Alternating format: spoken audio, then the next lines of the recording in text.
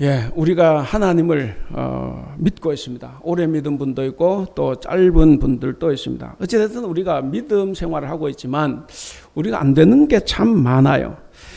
그 중에서도 좀 착하게 살고 싶은데, 예수님을 믿으니까 착하게 살고 싶은데 잘 안 됩니다. 하나님의 말씀대로 살고 싶어요.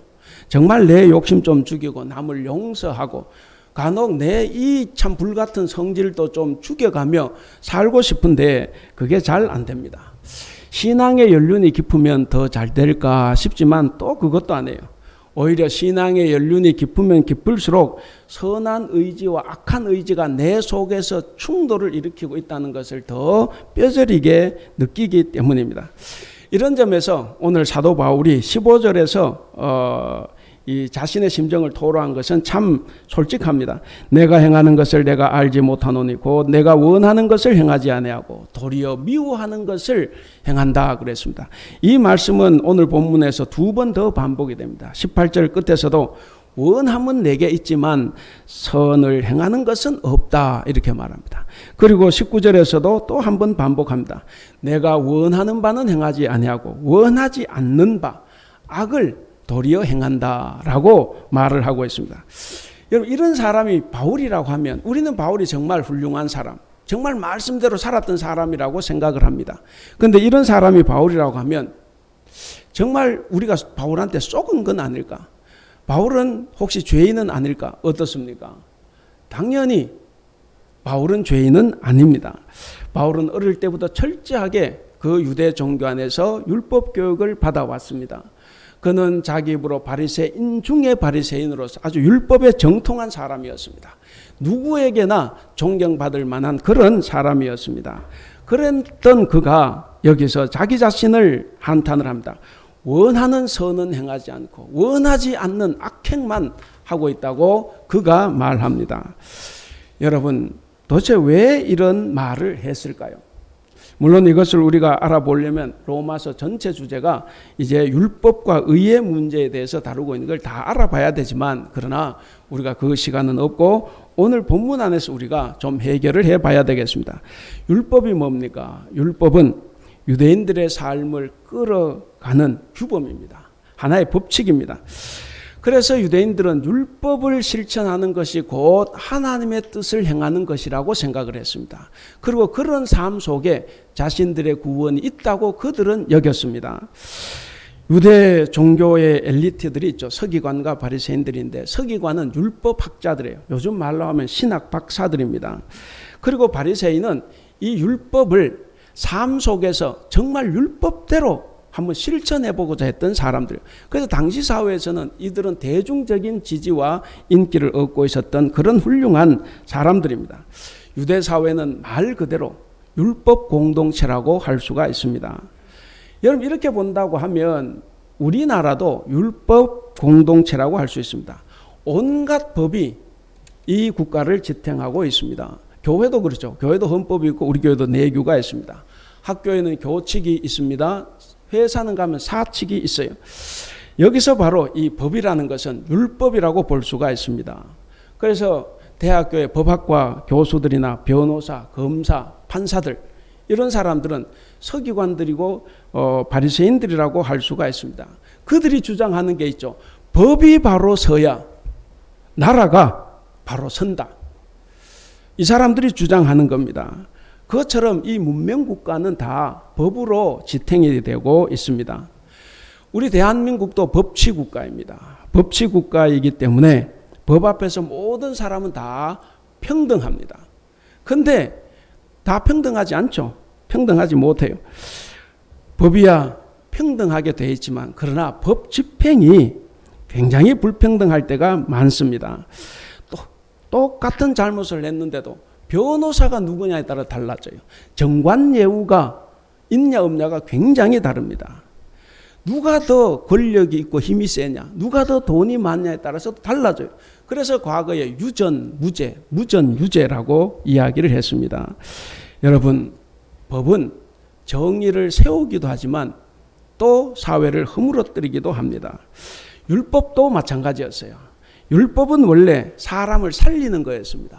430년 동안 종살했던 이 유대 백성, 이스라엘 백성들을 끄집어내서 시내산에서 율법을 주실 때 죽이려고 주신 게 아니에요. 그들의 생명을 살리기 위해서.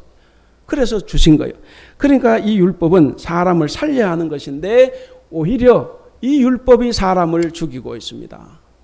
율법은 사람을 선하게 만들어 가야 되고 의롭게 만들어야 되는데 오히려 이 율법이 사람을 악하게 만들 때도 있습니다. 나는 아무런 죄가 없어요. 그런데 모함을 받아서 법정에서 이 유죄 판정을 받을 수가 있습니다. 바로 이런 역할을 이 율법도 했다 하는 겁니다. 바로 이런 부분을 바울은 정확하게 꿰뚫어 보고 그것을 인식을 했습니다. 그래서 로마서 7장 10절에서 이렇게 바울이 고백을 합니다. 생명을 가져다 주어야 할 그 계명이 나에게 오히려 죽음을 가져왔다. 여러분, 율법 앞에서 인간은 절망에 빠지고 맙니다. 그렇다고 그럼 율법이 나쁜 것이냐? 당연히 나쁜 것이 아니에요. 율법은 나쁜 것이 아닙니다.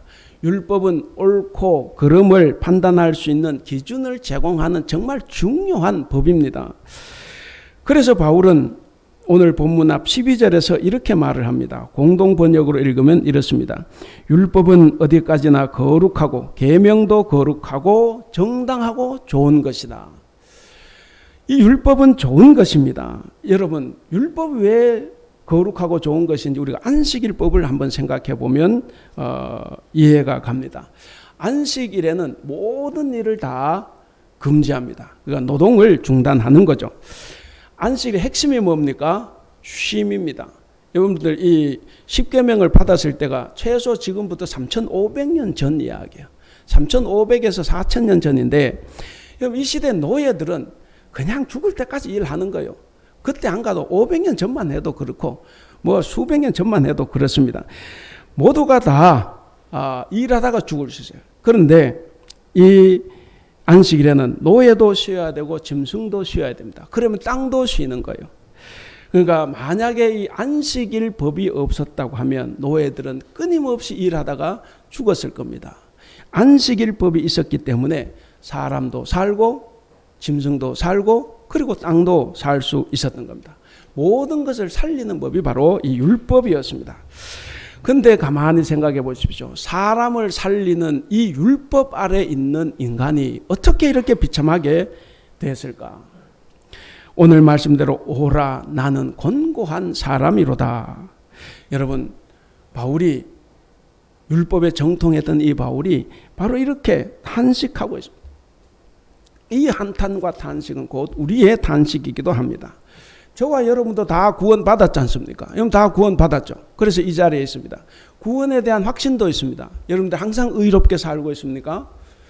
우리는 여전히 죄 가운데 살고 있고 늘 죄인이라고 고백하지 않을 수가 없는 죄인입니다. 그렇기 때문에 우리도 이 사도 바울처럼 오라 나는 공고한 죄인이로다 라고 한탄할 수밖에 없습니다. 오늘은 이제 성령 강림절 후 5번째 주일입니다. 오늘 이 주간에 주어진 본문을 통해서 이번 주간에 우리가 신앙적으로 훈련해야 될 내용은 성화입니다. 성화. 거룩하고 착한 삶 살기입니다. 그래서 오늘 이 말씀을 통해서 성화의 삶을 살기 위한 교훈을 몇 가지 한번 살펴보고 은혜를 나누도록 하겠습니다. 자, 먼저는 성화의 길을 걸어가는 성도에게는 늘상 내면의 갈등과 고통이 존재한다라고 하는 사실입니다. 오늘 본문 17절부터 16절부터 쭉 이렇게 읽으면 계속 그 내면의 갈등, 그 고통이 있다는 걸 이야기하는 거예요. 그러면서 22절, 23절 이렇게 이야기합니다. 우리 22절과 23절을 같이 한번 읽어보겠습니다. 시작. 내 속 사람으로는 하나님의 법을 즐거워하되 내 지체 속에서 한 다른 법이 내 마음의 법과 싸워 내 지체 속에 있는 죄의 법으로 나를 사로잡아 가는 것을 보는도다. 예, 바울은 자기 안에 속 사람, 그러니까 새 사람은 하나님의 법을 즐거워하고 그것을 따르려고 무진장 노력을 하는데, 근데 23절 보시면 자기 안에 또 다른 한 법이 있어요. 또 다른 한 법, 그러니까 옛 사람의 법입니다. 육신의 법이에요. 이 옛 사람의 법이 자기를 죄의 법으로 사로잡아 가고 있는 것을 그가 봤습니다. 바울은 마음으로는 하나님의 법을 섬기고 싶어요. 그런데 육신으로는 죄의 법에 사로잡혀 있는 자신을 보면서 절망을 합니다. 인간이 율법을 통해서 선악을 이해를 합니다. 우리도 교회에 다니면서 하나님의 말씀을 공부하고 들어서 이제 선과 악이 무엇이라는 걸 알아요. 그래서 악을 버리고 선을 행하고 싶어 합니다. 용서하라고 하니까 나도 죽어도 용서 못할 죄인을 이제는 용서하고 싶어요. 그래서 결심을 합니다. 그렇게 결심하여도 그대로 행동할 수 없다라고 하는 사실을 바울이 안 겁니다. 여러분, 우리도 다 그렇지 않습니까? 예수님을 믿고 새 생명을 얻은 성도 그리스도인이기 때문에 우리는 당연히 죄를 미워하고 선을 행해야 합니다. 그런데 이 성화의 과정에 있는 우리 성도들은 그렇게 행동할 수 없다라고 하는 사실을 알게 되었습니다. 바울이 그것을 안 거죠. 성화의 과정에 있는 성도가 선을 행한다는 것, 그것 정말 어려운 일입니다. 거듭난 후에도 성도들에게는 끊임없이 내적 싸움이 요구될 수밖에 없습니다. 성화의 과정에 있는 성도는 율법과 육신의 이 문제에 부닥쳐서 치열하게 싸워야만 합니다. 여러분, 내가 내 속에 있는 악을 이기기 위해서 얼마나 싸워야 하는지 모릅니다. 율법을 모를 때는 몰랐어요. 그리고 믿더라도 그저 대충 그냥 편하게 믿으려고 할 때는 그냥 죄의 법 아래 살아도 문제가 없었습니다. 다 편했어요. 죄를 지으면서도 마음 편하게 살았습니다. 믿으면 구원 얻는다고 하니까 뭐 성화 그것 안 와도 별 관계 없다고 생각했을 수 있습니다. 그러나 우리는 알았습니다. 이제 하나님의 말씀 앞에서 선한 것을 알게 되었고 그리고 선한 것을 행하며 살려고 합니다. 그런데 그런 나에게 옛법, 이 육신의 법이 강하게 나를 사로잡아서 죄에서 벗어날 수 없게 만들었습니다. 그래서 사도 바울이 탄식을 하는 거예요. 우리 다시 24절 같이 한번 읽어보겠습니다. 24절 시작. 오라 나는 곤고한 사람이로다. 이 사망의 몸에서 누가 나를 건져내랴. 여러분, 여기에 우리의 고민과 갈등이 있습니다. 그래서 거듭난 후에도 신자에게는 끊임없이 내적 싸움이 요구가 됩니다. 이미 구원의 은총 앞에 삽니다. 하나님의 자녀라 칭함을 받았습니다. 그럼에도 불구하고 우리 안에 있는 이 악한 본성은 여전히 우리로 하여금 죄를 짓도록 끊임없이 우리를 자극합니다. 여러분, 성도의 적은 외부에 있는 것이 아니라 내 내부에 있습니다. 우린 자꾸 남의 잘못, 남의 죄를 지적하려고 합니다. 요즘 우리 사회에서 저 그거 동의하는 것 아닙니다. 찬성하는 것 아니에요. 동성애 때문에 난리가 납니다. 여러분 기독교인이 거기에 정신 쓸 시간에 내 자신의 내면의 싸움을 해야 됩니다. 그들보다 더 심각한 것은 내 내면의 죄악입니다. 성도의 적은 방금 말씀드린 것처럼 외부에 있는 것이 아니에요. 내 내부에 있습니다. 그래서 성도는 끊임없이 바울처럼 자기 자신을 쳐서 하나님의 몸에 복종시켜야 합니다. 남을 치면 안 되는 거예요. 나 자신을 쳐서 나를 하나님의 법에 복종시켜야 합니다. 여러분, 바울이 왜 이렇게 성도의 내적 갈등을 말하고 내적 싸움을 요구했겠습니까? 그것은 비록 성도는 육신의 약함으로는 어쩔 수 없이 악을 저지릅니다. 죄를 범해요. 그럼에도 불구하고 부단히 죄와 투쟁해야 돼요. 자기의 이기심과 자기의 주장과 투쟁해야 됩니다. 자기의 욕심과 투쟁해야 돼요. 그렇게 투쟁함으로써 더욱 성화되어야 한다는 것을 가르쳐주기 위해서 내적 갈등, 내적 싸움을 이야기하는 것입니다. 여러분, 우리가 구원받았을 때 과거 칭의로부터 마지막 죽었을 때 가는 영화에 이르는 그 과정에 있는 이 긴 기간 동안 이 성화의 삶은 곧 싸움입니다. 전쟁이에요. 성화는 꽃밭에서 유의하는 게 아닙니다. 전쟁에서 고투하는 것, 이것이 성화입니다. 성화의 과정은 율법에서 자유하는 것입니다. 그런데 이것은 대단히 고통스러운 이 과정, 싸움을 필요로 한다 하는 사실입니다. 죄는 계속해서 이 율법을 통해서 성도를 장악하려고 합니다. 이 죄는 육체를 통해서 계속해서 성도를 실패로 몰아가려고 합니다. 그러므로 사랑하는 우리 성도 여러분, 우리는 우리 속에 얼마나 죄성이 도사리고 있는지에 대해서 정직하게 돌아볼 수 있어야 합니다. 그러면 우리 안에 겸손보다는 교만이, 자족보다는 탐욕이 얼마나 견고하게 우리를 감싸고 있는가 하는 것을 보게 될 것입니다. 그 교만과 탐욕의 쓴 뿌리가 우리의 성화를 실패하게 만듭니다.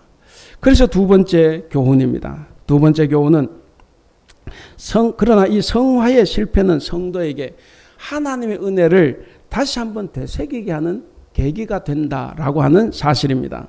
그럼 15절을 보시면 15절에서 바울은 자신의 신앙적인 고뇌, 갈등을 이렇게 말했습니다. 15절 같이 읽겠습니다. 시작. 내가 행하는 것을 내가 알지 못하노니 곧 내가 원하는 것은 행하지 아니하고 도리어 미워하는 것을 행함이라. 그러니까 바울은 정말 마음은 선을 행하고 싶어 했어요. 죄를 멀리하고 싶었습니다. 정말 죄를 미워했습니다. 그런데 이 몸이 그 마음을 따라가 주지를 못하는 거예요. 그래서 미워하는 죄만 자꾸 행합니다. 그래서 그는 자신의 그런 비참한 모습을 다 보게 됐습니다. 여러분, 바울처럼 우리도 우리 자신의 모순됨을 발견할 수가 있습니다. 근데 우리 자신의 모순됨을 발견하는 것이 하나님의 은혜입니다. 내가 잘못됐는데도 잘못되는 것인지 몰라요. 내가 잘 못 믿고 있는데도 내가 잘 믿고 있다고 생각하면 이건 정말 불행입니다. 그렇기 때문에 우리 자신의 모순을 발견하는 것, 은혜입니다. 진정 하나님의 뜻대로 성화의 삶을 살려고 애를 쓰면 쓸수록 성도들은 자기 모순을 발견하게 됩니다. 그리고 고뇌합니다. 거듭거듭 회개합니다. 그래서 오직 예수님만 의지하려고 합니다. 그렇기 때문에 우리 기독교는 투쟁의 종교, 싸움의 종교입니다. 우리는 사단과 싸워야 됩니다. 나의 이기심과 싸워야 됩니다. 내 속에 있는 내 주장과 싸워야 됩니다. 나의 탐욕과 싸워야 됩니다. 나의 교만과 싸워야 됩니다. 그리고 죄로 더럽혀진 이 본성과 늘 싸워야만 합니다. 바울은 자신이 율법의 요구를 행하려고 하다가 성화의 삶에 실패할수록 그가 깨달은 것이 있어요. 우리 16절을 같이 한번 읽어보겠습니다. 16절 시작. 만일 내가 원하지 아니하는 그것을 행하면 내가 이로써 율법이 선한 것을 시인하노니. 예. 성화의 삶에 실패하면 할수록 율법이 선하고 거룩하다라는 사실을 그가 오히려 깨달았습니다. 바울 사도는 율법에 이렇게 실패할 때마다 율법의 진가를 그가 확인하게 되었습니다. 여러분, 우리가 하나님을 믿고 예수를 믿습니다. 그래서 하나님 뜻을 행하려고 하지만 그러나 실패할 때가 훨씬 더 많이 있습니다. 그러나 그럴 때마다 우리는 율법의 모든 것을 온전하게 다 이루신 예수 그리스도의 존재 가치를 다시 한번 확인하게 됩니다. 그가 얼마나 힘든 세상에서 위대하게 살았는가를 우리가 확인할 수 있습니다. 그리고 예수 그리스도의 거룩함, 그리고 십자가 대속의 은혜를 우리는 더욱더 간절하게 사모할 수밖에 없습니다. 그래서 우리는 힘들고 어려울 때, 내 속에 이런 고민과 갈등이 싸움을 할 때 우리는 예수님께로 피신을 합니다. 그리고 예수님께 모든 자비를 구하고 회개하고 은혜를 간구하게 되는 것입니다. 그러므로 성도의 실패는 하나님의 구속의 이 진리를 더욱 가치 있게 만든다는 것을 우리가 확인할 수 있습니다. 결코 하나님의 영광에 이를 수 없다는 사실을 우리는 깨달을 수 있습니다. 우리의 노력과 내 의로는 절대로 결코 하나님의 영광에 이를 수가 없습니다. 그래서 우리는 오직 그리스도의 십자가를 통해서 베풀어 주신 용서와 구원의 은혜만을 우리 더욱 소중하게 여기게 됩니다. 그렇기 때문에 우리는 아무것도 자랑할 것이 없어요. 내 노력은 없습니다. 오직 하나님의 은혜였습니다. 그러므로 사랑하는 우리 성도 여러분, 우리가 정말 선하게 살려고 하다가 하나님의 뜻대로 살려고 하다가 실패하더라도 절대로 실망할 필요 없습니다. 좌절할 필요 없습니다. 그리고 자신을 미워할 필요도 없어요. 전도자는 전도서 7장 20절에서 이렇게 말했습니다. 선을 행하고 죄를 범치 않는 의인은 세상에 아주 없다.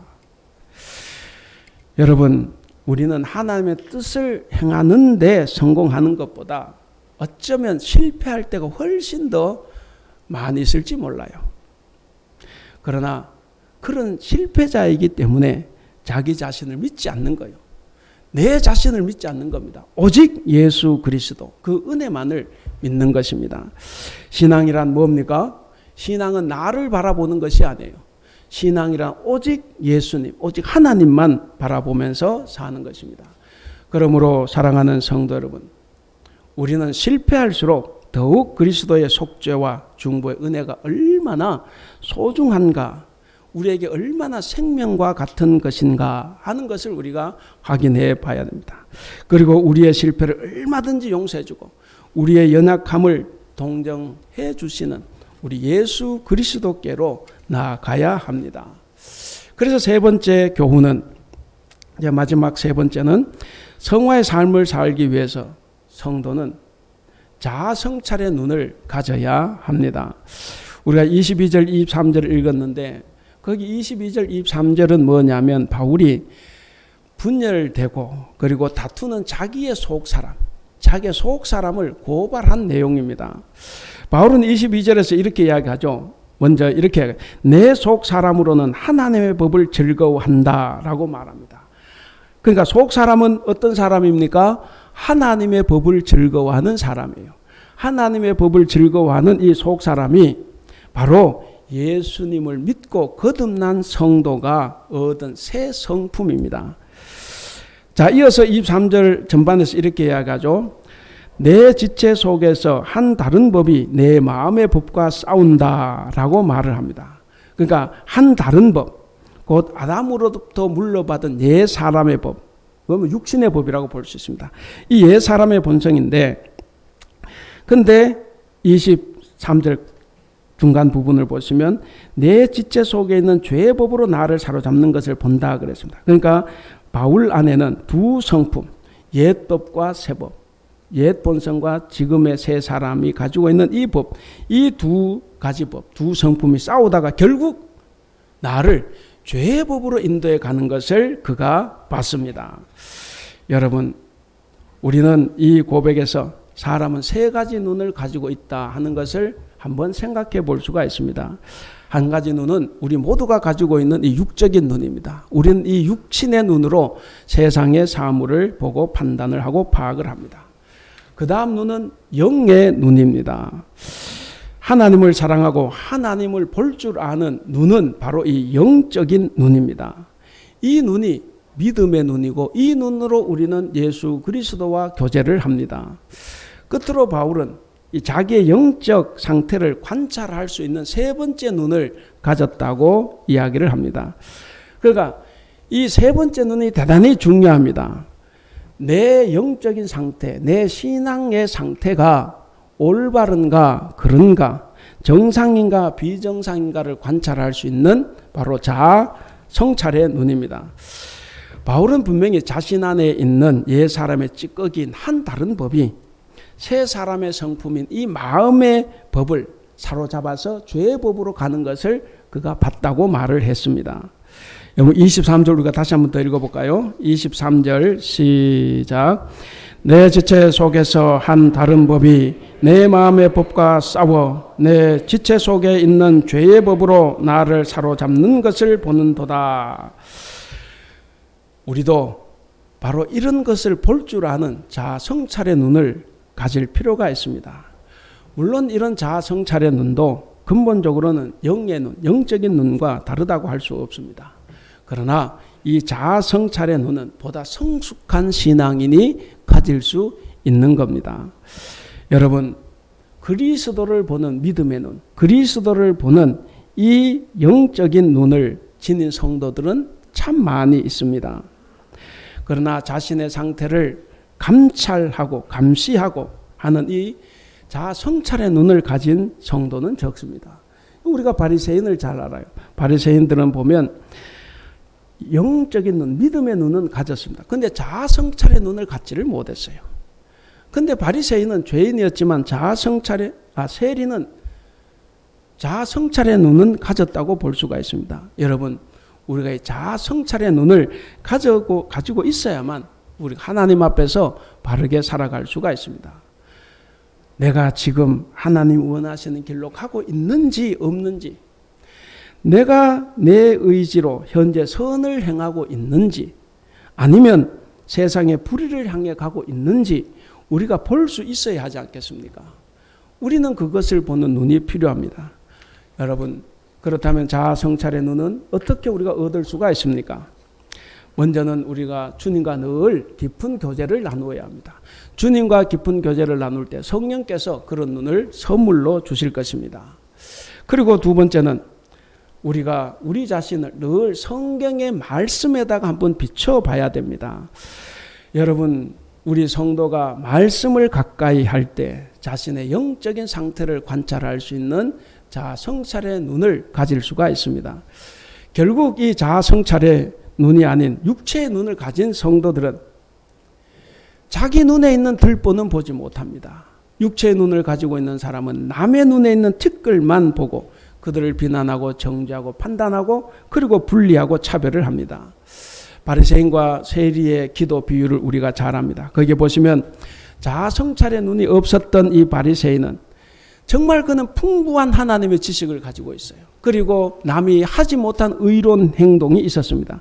그런 풍부한 하나님의 말씀에 대한 지식 그리고 의로운 삶에도 불구하고 그는 세리를 비난하고 멸시했습니다. 차별했습니다. 여러분, 우리가 정말 신앙을 좋게 가지고 있는데 우리도 그렇지 않겠습니까? 저 사람들이 가난하고 가정환경이 비참하고 못났고 요즘엔 또 동성애자들이라고 해서 우리도 바리새인들처럼 멀리 떨어져서 그저 내가 저 사람들과 같지 않음을 하나님께 감사하고 그리고 저들을 차별하고 있는 것은 아닌가? 여러분, 우리 자신을 한번 돌아봐야 됩니다. 우리가 자아 성찰의 눈을 갖지 못해서 우리 자신을 돌아보지 못할 때 오는 충격은 우리의 상상을 초월합니다. 여러분, 이 비유를 보면 이 바리새인과 세리의 기도 비유를 당시 유대인들이 들었습니다. 이 들었던 유대인들도 예수님의 판정, 그러니까 예수님의 판정은 뭡니까? 모든 사람들의 기대를 깡그리 다 뒤엎어버렸습니다. 그러니까 예수님의 판정에 큰 충격을 다 받았습니다. 사람들은 뭐라고 생각하겠습니까? 당연히 바리새인이 의인이죠. 그가 의인이라고 판정이 날 줄 알았어요. 그런데 누가 봐도 죄인인 저 사람들을 의인이라고 판정을 했습니다. 여러분, 하나님의 높임과 사람의 높임은 완전히 다릅니다. 우리가 이것을 기억을 해야만 합니다. 하나님은 자신이 죄인이라고 스스로 낮추면서 저 사람이 혹 죄인이라고 해도 그를 정죄하지 않고 사랑하고 끌어안는 사람을 우리 하나님은 높여주십니다. 바리새인과 같이 자기 자신의 의의 행위에 자신 있는 사람이라고 해도 하나님이 높이지 않으면 하나님이 높이는 자를 이길 수 없습니다. 사랑하는 우리 성도 여러분, 이렇게 자기 자신의 잘못과 추악함, 교만함을 볼 줄 아는 자아 성찰의 눈을 지녀야만이 우리가 올바른 신앙의 길을 걸어갈 수가 있습니다. 또 옛사람의 찌꺼기인 이 본성의 찌꺼기를 우리가 쳐서 복종시킬 수가 있습니다. 그리고 그 눈으로 우리 자신의 과오와 죄를 발견하여 회개할 때 우리는 예수 그리스도의 성품, 예수 그리스도를 닮아갈 수 있습니다. 그래서 우리에게 필요한 것이 뭡니까? 바로 자아 성찰의 눈입니다. 여러분 모두가 다 이 눈을 지닐 수 있기를 바랍니다. 이제 말씀을 맺겠습니다. 오늘 이 본문을 보시면 바울이 갑자기 25절에서 이런 말을 해요. 우리 25절 같이 읽겠습니다. 시작. 우리 주 예수 그리스도로 말미암아 하나님께 감사하리로다. 아멘. 거기까지. 오늘 본문은 여기까지입니다. 25절 A 상반절까지인데, 자, 계속해서 자기의 비참함, 무지함, 이것을 이야기하다가 여기서 갑자기 바울이 우리 주 예수 그리스도 말미암아 하나님께 감사하리로다 라고 찬송을 합니다. 여러분, 바울이 어땠습니까? 정말 자기의 마음과 달리 계속 죄를 범하고 있다는 그 탄식을 계속하고 있었지 않습니까? 이 탄식의 자리에서 예수 그리스도를 찬미하고 하나님께 감사하는 것은 무엇입니까? 바로 이 탄식에서 건져 주시고 그리고 성화를 이루며 살아가게 하실 분이 오직 예수 그리스도 밖에는 없다는 것을 그가 깨달았기 때문입니다. 그래서 이제 8장으로 넘어가면 이제 생명의 성령의 법이 하고 이제 나옵니다. 성도 여러분, 이제까지 우리의 삶이 육신의 욕망을 따라 죄를 지을 수밖에 없는 이 절망적인 삶을 살았다고 하면 이제 지금부터 우리의 삶은 예수 그리스도로 말미암아 육신의 욕망을 따른 이 죄를 날마다 이기며 거룩하고 착한 삶을 살아감으로써 기쁨을 누리시는 여러분들이 되시기를 바랍니다. 오늘 제목이 뭡니까? 제목 같이 읽겠습니다. 시작. 그리스도인 성화를 이루는 사람. 사랑하는 우리 성도 여러분, 이번 성령 강림절로 5번째 주간에는 여러분 마음속에 있는 육신의 죄들과 끊임없이 싸워서 이길 수 있기를 바랍니다. 싸워 이김으로써 여러분들을 결국 천국으로 인도할 거룩하고 착한 성화의 삶을 잘 살아가실 수 있기를 주님의 이름으로 축원합니다. 기도하겠습니다. 거룩하신 우리 하나님, 하나님께서 우리를 구원하셔서 우리를 거룩한 자녀로 세워주시고 하나님의 말씀을 행함으로써 이 세상 가운데 하나님의 영광을 드러내게 하신 것을 참으로 감사합니다. 우리의 속사람은 이처럼 깨닫고 하나님의 말씀대로 살려고 하지만 연약한 육신은 아직도 옛 습관과 죄악을 버리지 못하고 하나님과의 관계를 멀게만 하고 있습니다. 사랑이 많으신 우리 하나님, 날마다 죄와의 내적 분투 속에 살아가는 우리를 들여다보면 곤고한 뿐입니다. 그러나 동시에 이 곤고함에서 건져주실 분이 절대 곤고하지 않으신 주님뿐임을 오늘 다시 한번 확인하고 알았습니다. 우리도 바울처럼 언제 어디서 무엇을 하든지 항상 예수님 한 분만을 바라보고 살아가게 하여 주시옵소서. 감사하며 우리 주님 예수님의 이름으로 기도하옵나이다. 아멘.